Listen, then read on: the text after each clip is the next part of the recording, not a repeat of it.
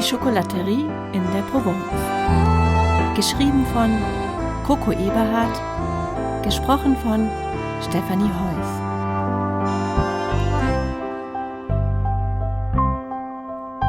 Die Geschichte, die ich euch heute erzählen möchte, liegt schon ein paar Jahre zurück. In einer Zeit, wo das Leben noch gemächlicher war, aber nicht unbedingt einfacher. Computer und Handys kannte man damals noch nicht. Und einen Fernseher besaß höchstens der Bürgermeister des kleinen französischen Dörfchens, das irgendwo in der Provence lag und dessen Namen ich leider vergessen habe. Doch lebhaft sehe ich noch die kleinen engen Gassen mit den unebenen Kopfsteinpflaster vor mir, an denen sich Häuschen an Häuschen nebeneinander reihte. Wenn die Sonne heiß vom Himmel brannte, verschlossen die Menschen des Dörfchens ihre Fenster mit hölzernen Fensterläden. Wilder Wein und bunte Kletterrosen rankten sich an den Fassaden aus Naturstein in die Höhe, und der Duft der nahen Lavendelfelder zog immer wieder durch die Gassen und verströmte ein Gefühl ewigen Sommers. In dem Dörfchen gab es alles, was man so brauchte zum Leben. Ein Bistro, eine Boulangerie, eine Boucherie und zuletzt auch eine Chocolaterie. Die Chocolaterie gehört der jungen Madeleine Petit und war in der ganzen Gegend bekannt. Nicht nur wegen ihrer Vielfalt an Schokoladenköstlichkeiten, sondern auch wegen ihrer Inhaberin. Madeleine war jung und hübsch, hatte volles, halblanges braunes Haar und stechend blaue Augen, die einen sofort in ihren Bann zogen. Dass Madeleine von ihren kleinen schokoladigen Kunstwerken auch selbst ganz angetan war, sah man ihr auch an der Figur ein wenig an, was ihrer Schönheit aber in keiner Weise schadete.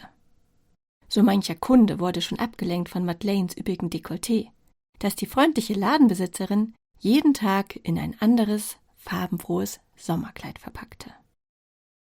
An Verehrern hatte es ihr noch nie gemangelt, doch war sie bereits versprochen an Gérard, einen reichen Bauernsohn vom Dorf. Es war nicht unbedingt Liebe, was die beiden miteinander verband, sondern eher sein Besitz, der vor allem Madeleines Eltern imponierte. Den Tag der Hochzeit wollte sie so weit wie möglich hinausschieben, denn sie wusste, wäre sie erst einmal Gérards Angetraute, wäre es mit der Chocolaterie bald vorbei. Gérard war jetzt schon nicht begeistert von ihrem Leben und hatte schon öfter gemeint, sie solle das Geschäft schließen, denn mit seinem Vermögen hätte es keine Frau nötig, einer solchen Arbeit nachzugehen. Er verstand nicht, dass Madeleine ihre Chocolaterie liebte. Alles, was sie über das Geschäft und über Schokolade wusste, hatte ihr Großvater ihr beigebracht, der das Geschäft aufgebaut hatte. Schon allein deswegen würde es ihr das Herz brechen, es aufgeben zu müssen.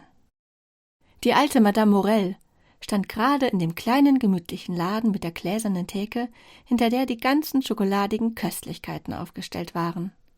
Trotzdem sie mit dem Genuss von Süßem Acht geben musste, war sie eine Stammkundin Madeleines und eine ausgemachte Naschkatze, wie sie selbst immer behauptete. Gerade war Madeleine dabei, die von Madame Morel gekauften Schokoladenleckereien zu verpacken, als Gérard hereinkam. Ohne der alten Dame Beachtung zu schenken, verkündete er recht schnörkellos, dass er nun das Aufgebot für Madeleine und sich bestellt habe. Mit einem Klirren fiel ihr die Zange aus der Hand und zu Boden, mit der sie eben noch die Schokoladenkunstwerke von Madame Morel in die Verpackung gegeben hatte. Gérard grinste lediglich genugtuerisch und verschwand ebenso schnell wieder, wie er gekommen war. »So darf man Ihnen wohl gratulieren, Mademoiselle Petit.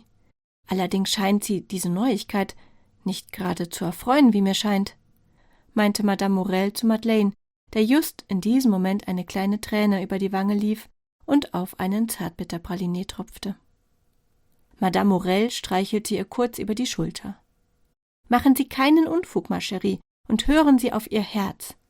Nur das weiß, was gut für Sie ist.« Mit diesen Worten packte sie ihr süßes Päckchen in ihre Handtasche, verabschiedete sich und verließ unter dem Gebimmel der Türglocke die kleine Chocolaterie. Was hatte Madame Morel schon für Ahnung von Herzenssachen? Sie war schließlich eine alte Frau. Als Madeleine allein in ihrem Laden war, setzte sie sich erst einmal an den kleinen Bistrotisch und begann bitterlich zu weinen.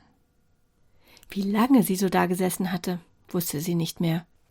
Doch plötzlich kündigte die Glocke über der Tür neue Kundschaft an.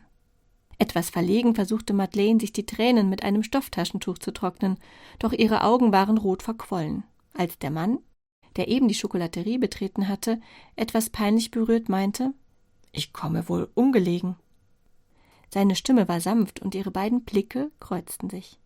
»Oh nein, natürlich nicht!« Sofort sprang Madeleine auf und begab sich hinter die Theke. Es stimmt, was man sich in der Gegend erzählt. Jede ihrer Schokoladenkreationen ist ein kleines Kunstwerk. Wenn sich nun auch noch bewahrheitet, dass sie so gut schmecken, wie sie aussehen, dann bin ich schon jetzt hin und weg. Ob dieses Kompliment stieg ihr die Röte ein klein wenig ins Gesicht. »Möchten Sie gerne etwas probieren?« »Gerne.« »Welche Sorte mögen Sie denn?« »Ich mag es zartbitter.« Dabei schaute er ihr wieder tief in die Augen. Mit der kleinen Metallzange reichte sie ihm die kleine Praline, auf die vorhin ihre Träne getropft war. Er sah attraktiv aus. Sonnengebrannte Haut, dunkles Haar und treue Augen. Noch nie hatte sie ihn hier gesehen. »Kommen Sie von weiter weg?« »Ich arbeite in einem Weinberg unweit von hier.« »Falls Sie möchten, ich hätte eine Flasche Rotwein dabei und würde sie gerne mit Ihnen teilen. Rotwein passt übrigens hervorragend zur Schokolade.« Er zwinkerte Madeleine lächelnd zu. Sie solle auf ihr Herz hören, hatte die alte Madame Morel vorhin gemeint. Und Madeleines Herz pochte in diesem Augenblick wie verrückt. »Wenn Sie das auch wünschen, gerne. Ich würde Sie dazu auf die kleine Terrasse im Hinterhof einladen«, antwortete sie schon fast vergnüglich. Er nickte zustimmend, und Madeleine sperrte die Ladentür ab, da die offizielle Öffnungszeit bereits längst vorbei war.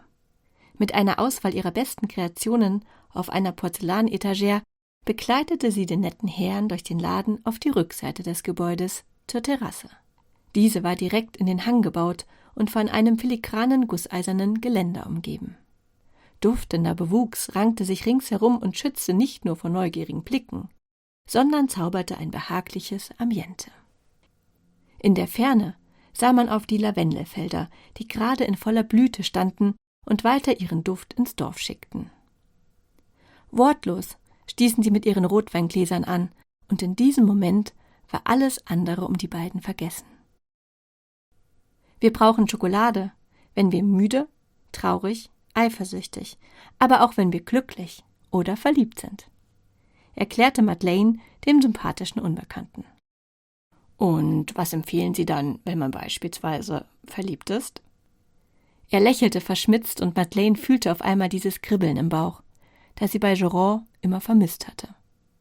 Sie nahm eine Praline von der Etagere und führte sie langsam zum Mund ihres Gastes, der mit halb geöffneten Augen nicht nur die süße Köstlichkeit in Empfang nahm, sondern der es auch genoss, dass ihre Finger ein wenig seine Lippen berührt hatten. »Und welches ist Ihre liebste Sorte?« wollte er von Madeleine wissen, während die Schokolade in seinem Mund zerging. »Genau diese.« Vorsichtig näherte er sich ihrem Mund und küsste sie sinnlich, während sich nicht nur ihre Zungenspitzen zart berührten, sondern sie auch die Süße der Schokolade schmecken konnte, die sie ihm kurz zuvor verabreicht hatte. Sie hatte in ihrem Leben wahrlich schon viel Schokolade genascht, doch dies war wirklich die bisher schönste Weise, es zu tun, und sie hatte nicht vor, auf diesen Genuss jemals wieder zu verzichten.